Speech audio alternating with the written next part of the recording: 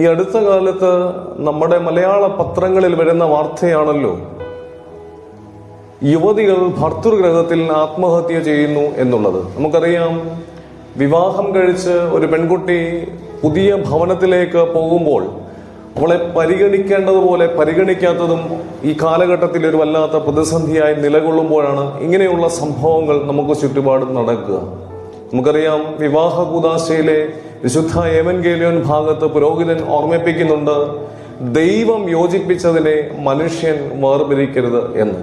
എന്നാൽ ഈ കാലഘട്ടത്തിൽ ഇങ്ങനെയുള്ള വാർത്തകളൊക്കെ നമ്മളിങ്ങനെ നിരന്തരം കേൾക്കുമ്പോൾ സത്യത്തിൽ ഇങ്ങനെ പഠിപ്പിക്കുന്നതിനേക്കാൾ ഉപരിയായി ആത്മഹത്യയേക്കാൾ നല്ലത് വിവാഹമോചനമാണെന്ന് പഠിപ്പിക്കേണ്ട ഒരു വല്ലാത്ത ഗതികേടിലേക്ക് സഭയും സമൂഹവും ഒക്കെ മാറ്റപ്പെട്ടുകൊണ്ടിരിക്കുകയാണ്.